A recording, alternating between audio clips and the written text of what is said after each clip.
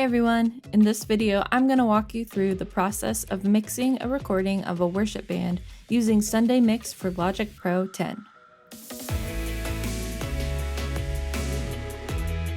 Hey guys, Julia here from Sunday Sounds. Today we're going to be diving into the process of mixing your worship band recording within our brand new mix template for Logic Pro 10 called Sunday Mix.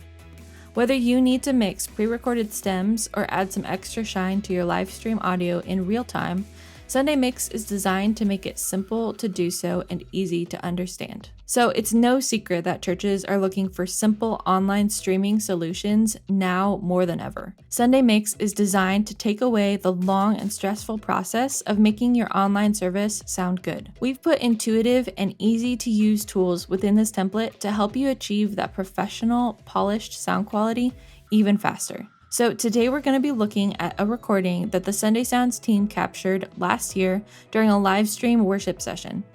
These stems were recorded completely dry, and so all I've done is drag them into Sunday Mix and begun using some of the mixing tools available in the template. Let's go ahead and take a look at just the dry stems. Here, I'll play a verse for you. Your promise still stands, great is your faithfulness. And here's a chorus. Promise still stands, great is your faithfulness. And the bridge. I see you do it again. I've seen you move the mountains. So this dry recording is pretty good. The capture of all the instruments was really clean and clear, especially for it being a live stream recording. It was very good, but it does lack a little bit of clarity that Sunday Mix can bring. So let's take a look at this in Sunday Mix. Here's that chorus. Stands, great is your faithfulness. And then here's the dry recording. Still in your hand, this is my confidence. And Sunday Mix. You never fail. Let's look at the bridge too. Here's Sunday Mix. Mountains, and I believe I see you do it again. And the dry recording. Where there was no way.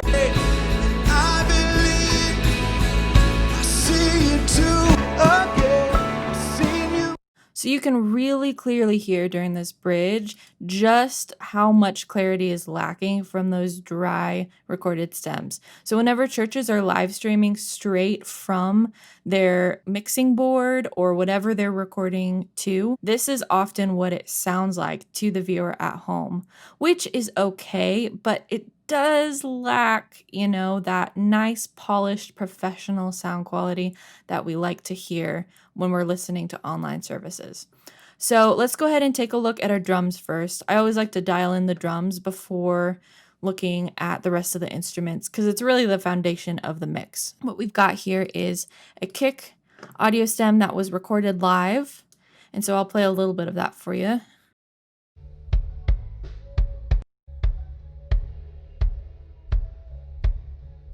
So you can hear the kick is pretty quiet. I do have it pulled down a little bit right here, but it just doesn't have a lot of clarity to it, not a lot of presence. So what I've done is I have replaced or doubled the kick with this kick sampler track right here. And we have the instructions on how to do this laid out in our notes section over here on the right-hand side of Sunday Mix. So you can do this easily. It just takes a couple steps. So what this does is this identifies all of the attacks in this original waveform and puts a sample at all of those attacks. So go ahead and listen to it with this sample. Here's without the sample. And with it. So that adds some nice, good presence. So then the other thing that we like to use in Sunday Mix, and I really enjoy using this feature, is called the sub kick. And this adds the low end to your kick drum. So go ahead and listen to this.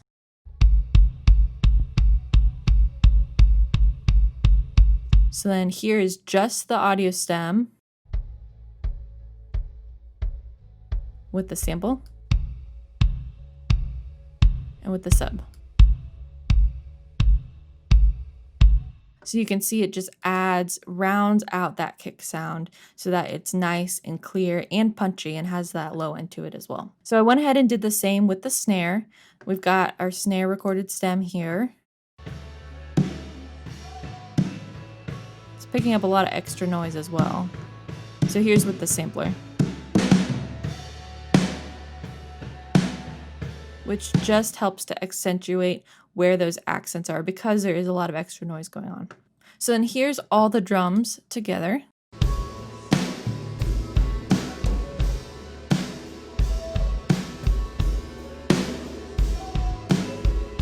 And then I'll go ahead and listen to it within the context of the rest of the mix. I believe I see you do it again. Again. I see you do it again. So you can see how just adding those additional small little features can help to bring out the nice, well-rounded sound that you really want to hear in drums in a live setting. Once I dial in the drums, I like to go ahead and move to the vocals because that's really the next focus point for a lot of people watching service. So here is Sunday Mix vocal. Your promise still stands. Great is your faithfulness. And just so you know, I just dragged and dropped this audio stem into this channel. So I didn't even use hardly any of the smart controls. I think I brought the delay up a little bit and that was about it. So this is the stock settings within Sunday Mix. So I'm going to go ahead and also play for you the dry recording of the vocals so you can hear the transformation. Here's the dry. I'm still in your hands. This is my confidence. And then here's Sunday Mix. Your promise still stands. Great is your faithfulness. Faithfulness. I'm still in your hands. This is my confidence. So you can hear automatically the Sunday Mix vocal is a lot more clear and has a lot better quality to it. So like I said, all I did to this was add a little delay. The reverb was already pulled up, so I just dragged and dropped. So another thing that I like to do with the vocal is I like to double it. This is only something that you can do if you're editing in post-production, unless you have multiple vocals that you're running into your Sunday Mix template. So what I went ahead and did is I just dragged and dropped this audio stem down into the background vocal male channel strip. And then I took out the verses because I really like to double the vocal on the bigger parts of the song to add a little bit more depth, especially because this recording only has one vocal track. I like to add it to make it seem like there's other additional people joining in. It's very subtle though. Go ahead and listen to what I did here. Says, great is your faithfulness, faithfulness. Here's without that second track. I'm still in your hands. This is my confidence. You never. So I'll go ahead and show you what I did here is there's this cool knob down here called the vocal spread. What I did is I turned that way on up. So what that does is it takes your vocal and spreads it to the left and the right. And what I actually went ahead and did an additional thing. If you go over to your channel strip over here, you open up the sample delay plugin by clicking on this middle section. So this knob only adjusts the right-hand side of the delay. I went ahead and adjusted the left-hand side as well to different numbers because you want your vocal to delay to two different times on the left and the right, so it sounds like there's more people singing. So with that, and then I just brought it way down so that it's in the background, so it makes the vocal sound thicker and beefier. This is my confidence. You've never failed. So the final thing that I did with the vocal tracks is I added a little bit of pitch correction, and this is a stock Logic plugin that you can see down here. You can also add in if you have Auto Tune or Waves Tune. Those are external plugins that you would have to buy separately. But Logic has this pitch correction plugin, which is decent. It's not the best, but it is something if you don't have any additional pitch correction plugins. And here's the thing. Pitch correction is never a bad thing. It's not cheating. It actually just makes your vocal sound a little bit more polished and dials in those notes to sound a little bit more correct. So what I did is you can either choose the root of your song and choose what scale you're doing, or you can go chromatic and have the vocal tune up or down to the closest half step. And so what I did over here is I adjusted my response time to be about 78 milliseconds. So it's a pretty gentle response time. If you bring this knob down, it's going to sound a lot more squared off and like a T-Pain style of auto-tune, which I didn't want here. So here's what this sounds like without the auto-tune. And this is my confidence. And I'll go ahead and play that same section with the auto-tune. Still in your hand. This is my confidence. So it's very subtle. It's just a little bit just to help to glide those notes right up or right down to where they're supposed to be. So I like to use it. You don't have to. It's not part of our stock channel strip for the vocal, so I added that in. So feel free to do that as well if you'd like. So next, let's go ahead and talk about the bass guitar track. Here's what this guitar track sounds like.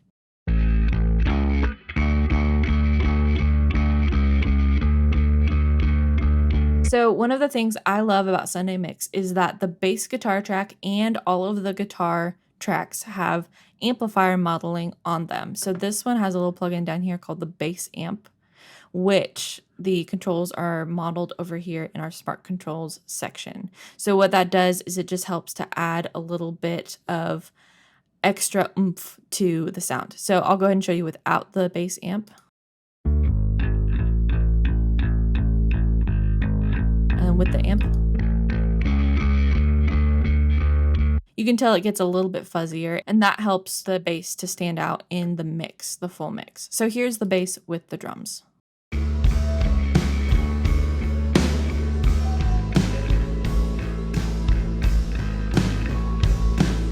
And here's in the full mix.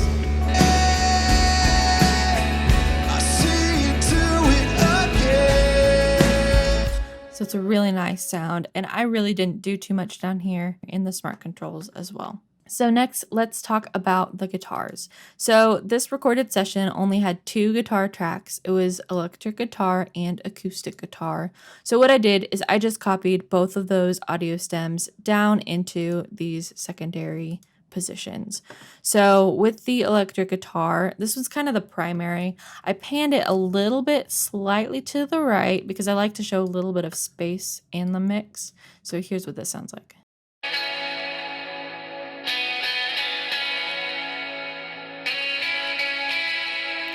So it's nice and bright, which I really like for the guitar parts in this song. So then with this second guitar track, I panned it a little bit farther than the right side, but to the left. And then I also brought I changed the EQ up a little bit. So go ahead and listen to just this one. And then here's both. So because they have slightly different EQs and they're panned differently, it helps to spatialize the sound a little bit. So then I did basically the same thing with the acoustic guitars, but the opposite. So pan this primary one to the left and then the secondary one to the right.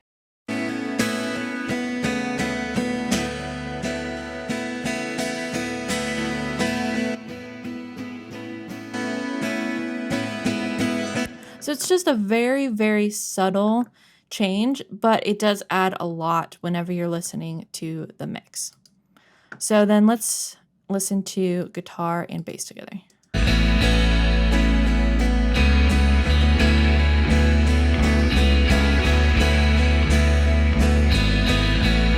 So it just creates a nice full sound that's spatialized and mixed really well. All right, so let's look at the keys parts. So this keys track was recorded within our Sunday keys template for main stage. So it was pretty much all dialed in the way that it needed to be. So I didn't really do too much in our smart controls section. So here's what it sounds like. And I believe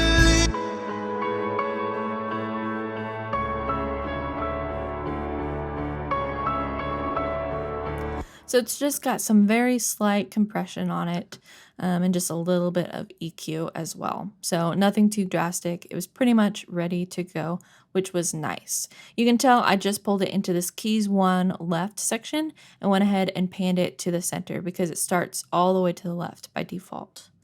So go ahead and do that if you just have one track. Another thing that I love about Sunday Mix is that it has all of these Sunday Keys Overdubs tracks. Now, these are tracks that contain sounds directly from our Sunday Keys template for main stage and for Ableton. So you can basically choose any of these and add your own keys parts to your mix wherever you want. So what I did is I added some retro bells at some parts, just some very subtle lead stuff.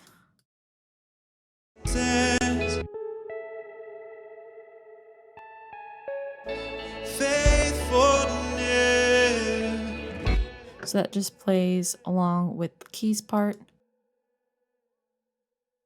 And here's a pad.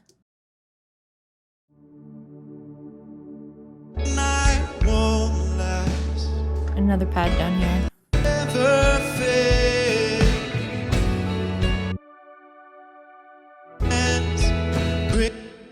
And then I added some ambient guitar as well as some dulcimer to the bridge. So here's those.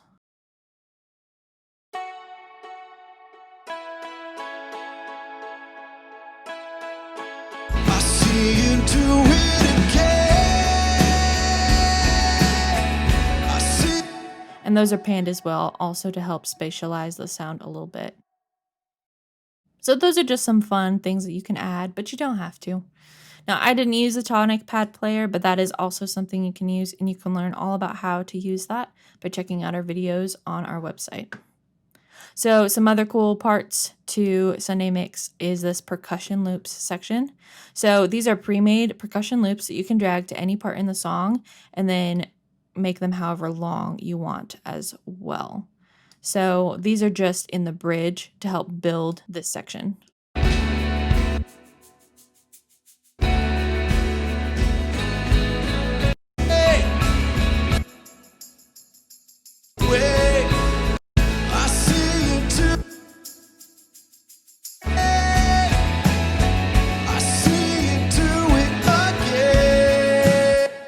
So again, just very subtle changes, but helps to add that polish that you like to hear in the song. So the last thing that I want to talk about with this template is the worship drummer. Now, this is a really cool feature if you don't have a drummer, or if your drum track did not turn out well, if it was recorded bad, or maybe not played the best. This is a really cool tool for you to be able to use. So what we went ahead and did is created drummer tracks, which if you click this button up here, it'll show you the smart drummer controls that you can use within Logic Pro. Now, this is a stock type of track that you can load in at any time, but we went ahead and did all the legwork to create worship style loops for your drums. We went ahead and categorized these based on the amount of energy that you would need for different songs. There's 2 low energy tracks and then 2 medium and 2 high. So I went ahead and grabbed the medium energy 2 track, copied the track, and then just pulled my sections over to where I wanted them in the song and made them as long as I wanted. So here is the section with the worship drummer instead of our recorded drums. I know the night won't last. Your word will come to your hand. This is my confidence. You never. And here's the bridge.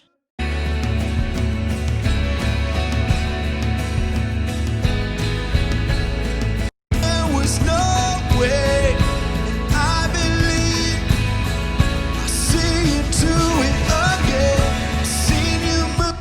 So the thing about the worship drummer tracks is that they're not going to replicate the song exactly, but they will give you a good quality sound for drums. And if you pick the right sections, the right regions in here, then you can make it sound pretty close. So here's the worship drummer on its own. You can just hear how clear those toms and kick sound.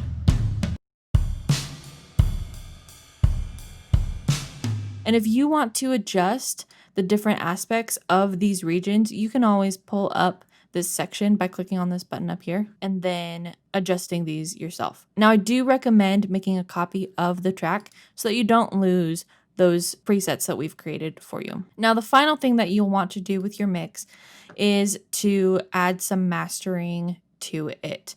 Now, this is something that you'll want to do at the very end of the process. So I'm not done with this mix, so I haven't done that yet, but you will want to once you're completely done dialing in all of your tracks.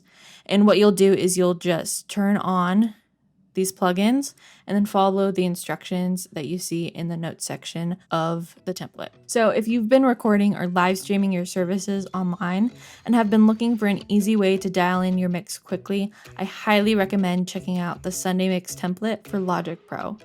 Even if you're a beginner and you haven't used a digital audio workstation like Logic Pro before, Sunday Mix is designed to walk you through everything you'll need to know, from our detailed notes within the template to the helpful video documentation that comes with the download of the template.